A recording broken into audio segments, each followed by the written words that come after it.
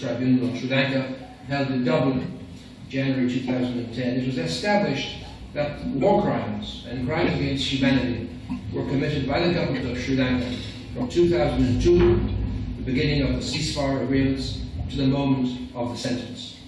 Although the charge of genocide was not included in the inquiry requested of the tribunal then in Dublin, some of the organisations and persons gave testimony insisted that it be recognised that genocide occurred or may have occurred against the Tamil population in Sri Lanka. There was not enough evidence presented before the tribunal to determine that the crime of genocide be added to the charges of war crimes and crimes against humanity.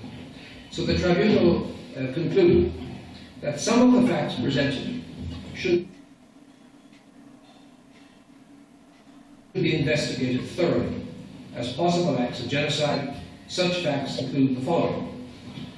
1. A possible pattern of forced disappearances, quote unquote, of Tamil individuals carried out by the Sri Lankan armed forces and by paramilitary forces with the acquiescence of the state, directed against crucial members of the Tamil community, journalists, physicians, politicians, to destroy, as Lemkin said, quote, the grounds and continuity of the life of the group, in this case, the Tamil group.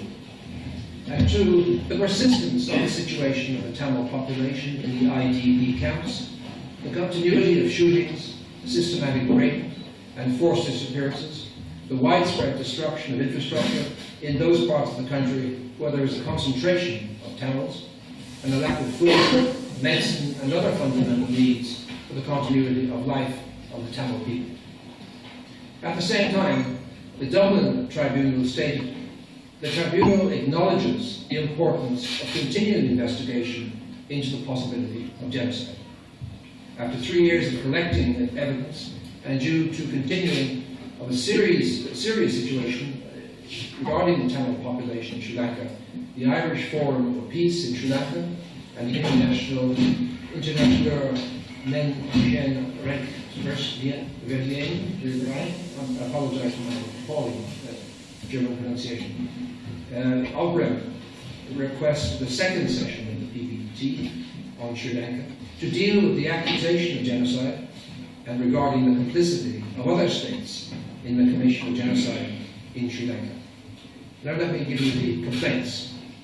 The Irish Forum for Peace in Sri Lanka and the International Air Men's Shed Rec Human rights. Human rights. In Bremen submitted the following accusations. In the island of Sri Lanka, a genocide has been committed against the Tamil population in the north and east of the island. The process of the genocide has occurred in stages and is ongoing. The Sri Lankan state and its armed forces are guilty of carrying out the crime of genocide against the Tamil people. The British state is guilty of being complicit in the crime of genocide against the Tamil people. The US is guilty of being complicit in the crime of genocide against the Tamil people. The Indian state is guilty of being complicit in the crime of genocide against the Tamil people. And finally, let me mention the defense. Due to the decision of the 4 accused states to ignore the request of the PPT, the tribunal asked the rapporteur to present the viewpoints of the 4 accused states regarding the situations involved in this case, as were stated publicly when the accusations were made. The rapporteur, Dr. Ian Atack, acting as amicus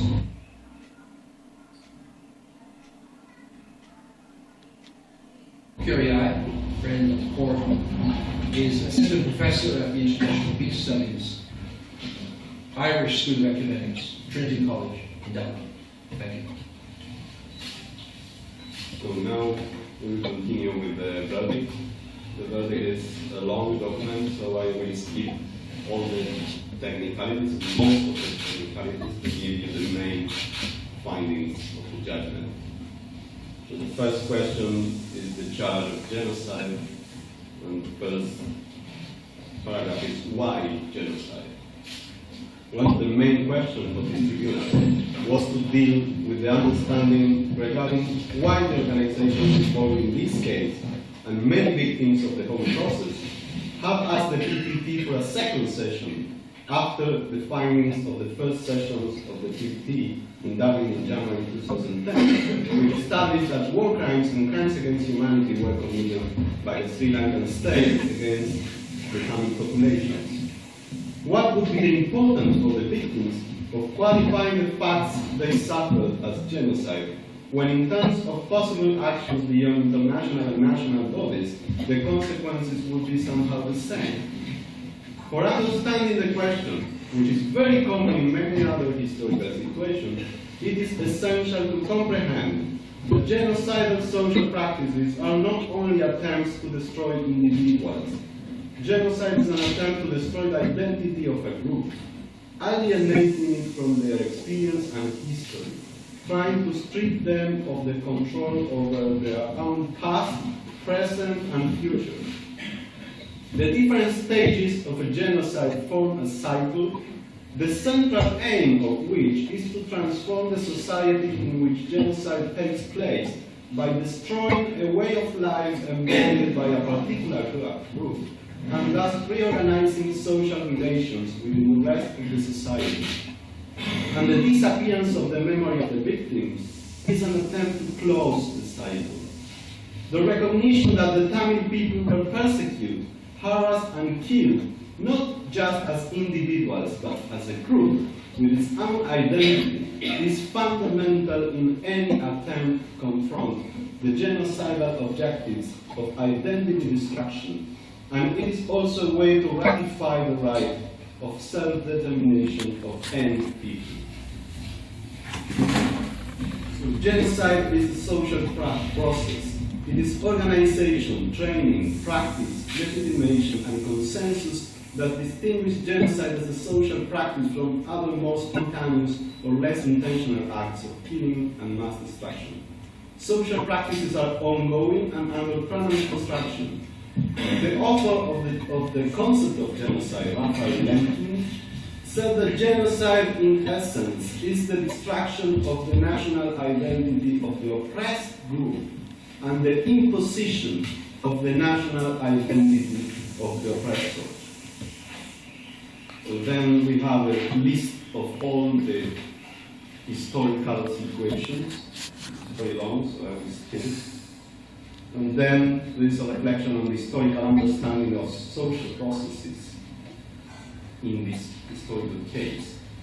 The memory of Nelson Mandela, whose life has been celebrated worldwide for its unique symbolic and political significance during the session of this tribunal, is the most appropriate reminder of the approach needed to look at what happened in Sri Lanka.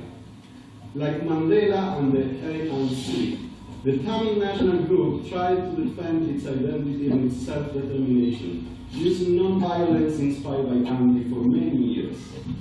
When the destructive process was implemented, an armed movement of resistance was launched in 1983. The movement as a whole, over almost 20 years, though known for its unacceptably violent acts, could never be characterized as a terrorist organization. Terrorism doesn't have a definition in international law, and is in fact used to obscure the right to rebellion recognized in the Universal Declaration of Human Rights. The decision by the US and later by the European Union to arbitrarily characterize the LTTE as a terrorist group, at the very time it had accepted a peace negotiation based by several states and international organizations in 2002, provoked the rupture of the peace process and facilitated the acceleration of the genocidal process. Nelson Mandela and the ANC have shown that movement classified as terrorist because of the rebellion against the terrorism and the denial of collective rights by the state can develop in accordance with their identity as liberation forces to transform themselves into political entities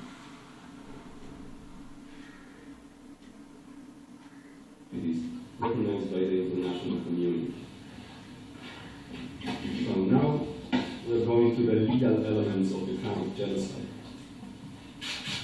Considering that genocide can be better understood as a process, including different stages, this tribunal will analyze together the first two charges made by the prosecution.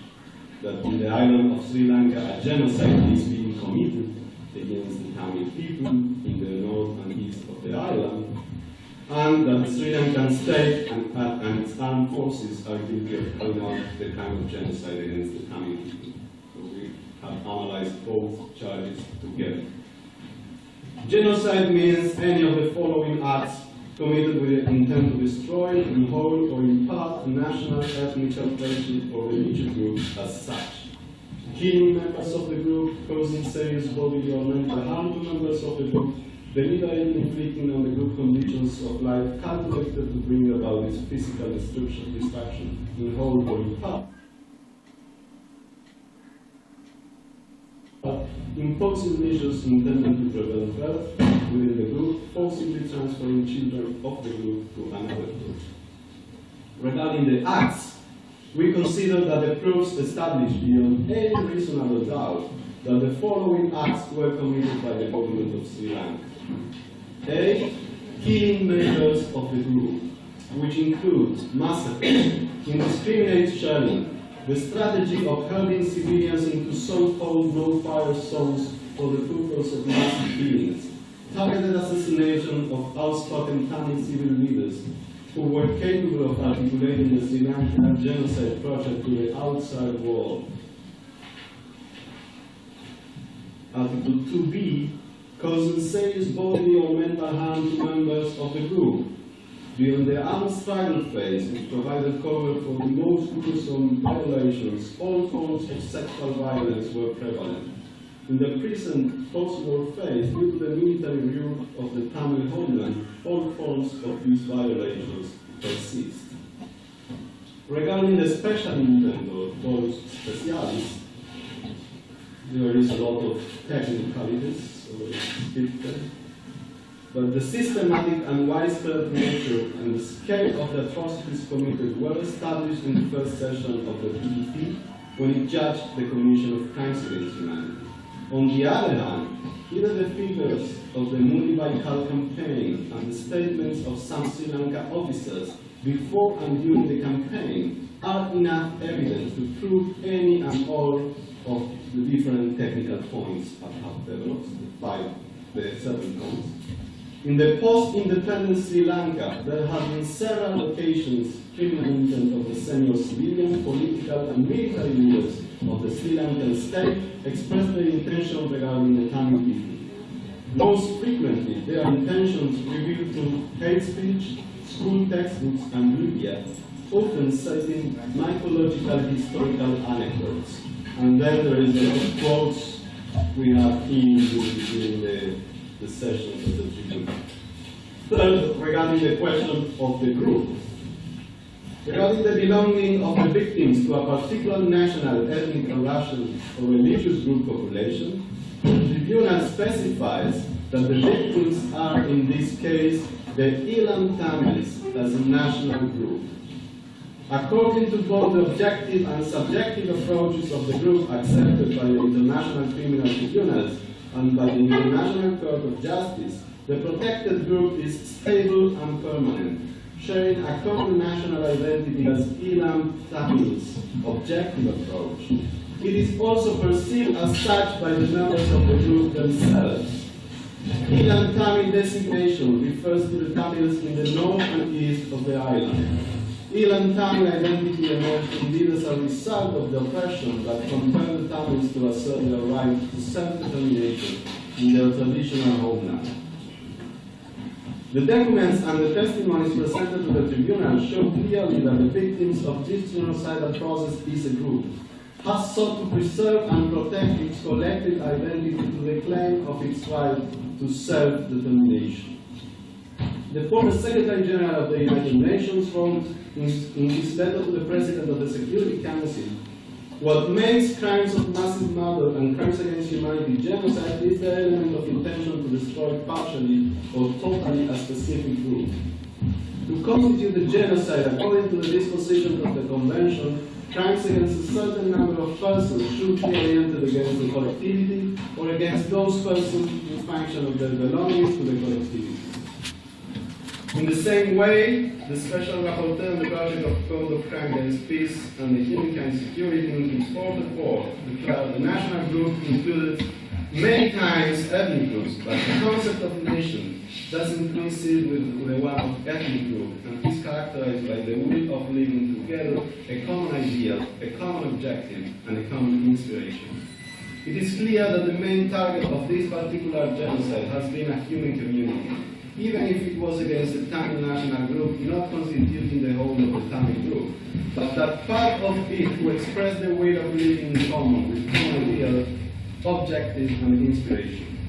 Its condition as a national minority that claims protection of its collective characteristics has made the group a target of persecution by the hegemonic power, which required its exclusion as a collectivity and its submission to cultural, political, social, economic, and religious patterns. As we have mentioned, this tribunal understands genocide as a process, so the genocide could have a continuity with ongoing acts of genocide. If in the process of extermination, the most generalized acts were killing members of the groups, Article 2A of the Convention, when the Sri Lankan forces took control of the Tamil territory after the end of the war, some of the other conducts of the Genocide Convention were made possible. Articles 2B and C in the judgment. There is a long development about the technical proofs regarding Articles 2B and C. And in conclusion, regarding the charge of genocide, the two charges of genocide, there is one final judgment dealing with both, which is that on the strength of the evidence presented, the tribunal reached the consensus, ruling that the state of Sri Lanka is guilty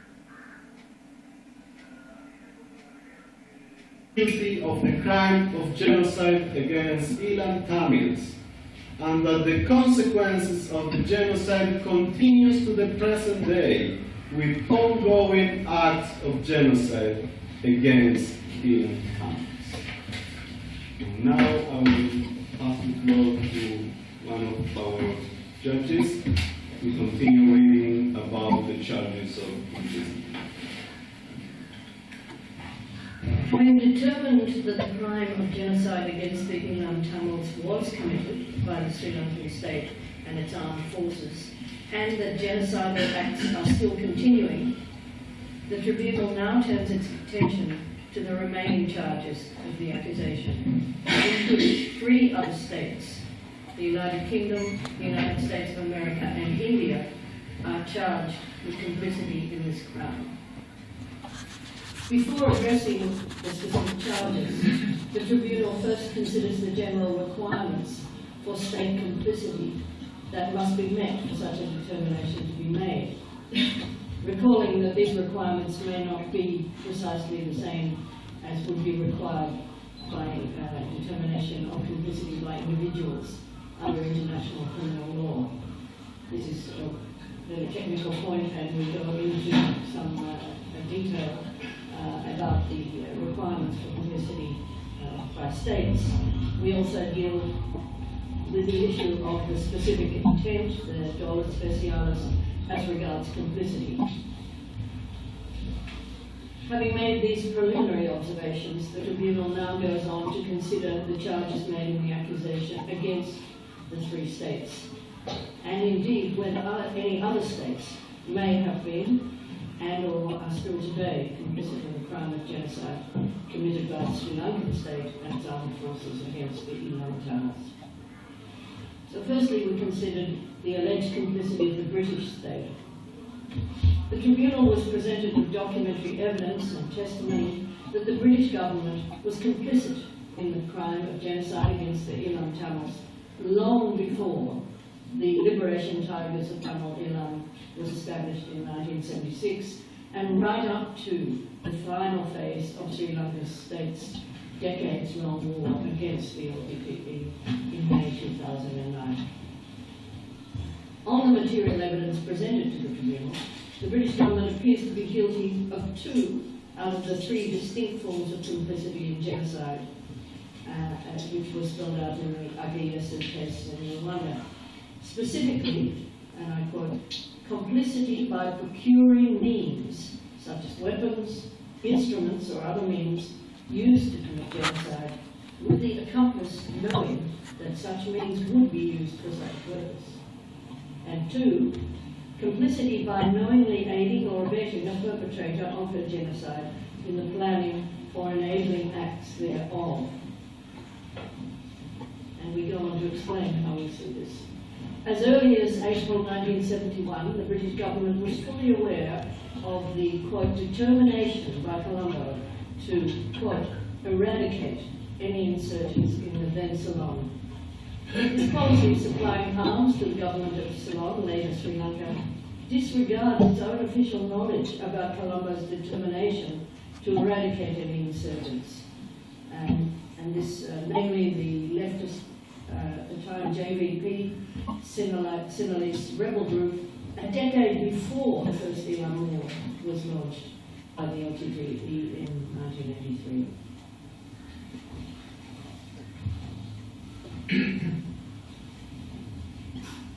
The government of Sri Lanka and its senior officials have repeatedly made their genocidal intentions clear towards a determination to eradicate insurgents. Firstly, the JVP and later the LTTE, and this was discussed in the House of Commons in Britain.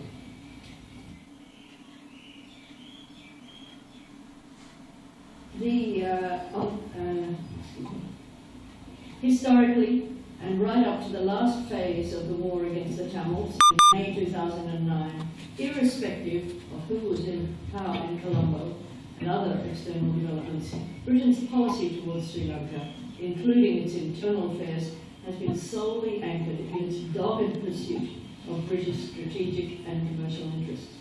Nothing, not even its awareness that eradication is Colombo's stance towards any internal group that it deems a threat to its Sinhalese unitary state.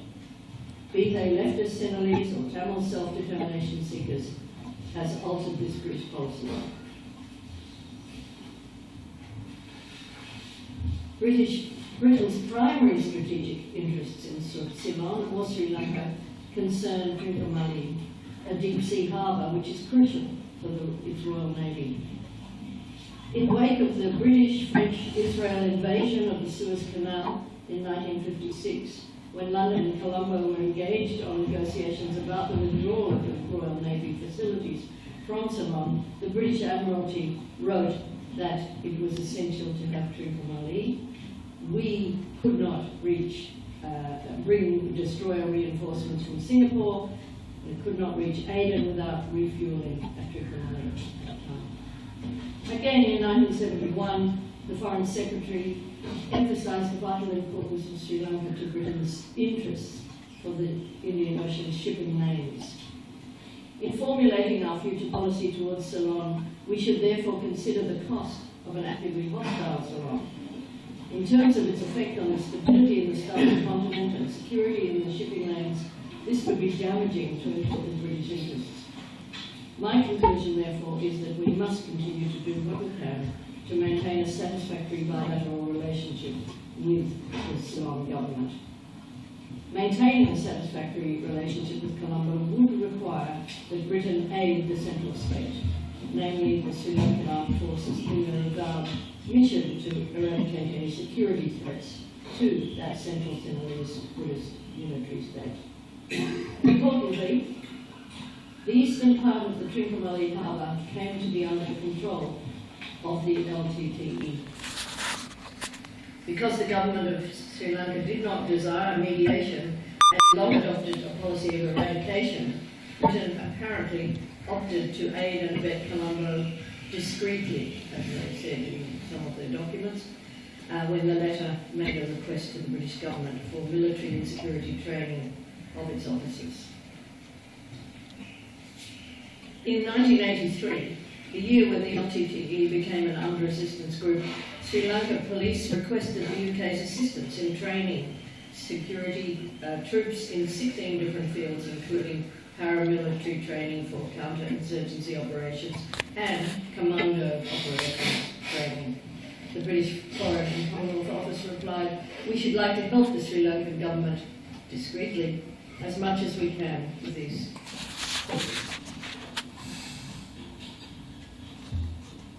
In addition to the direct involvement of the British government, agencies such as the RUC,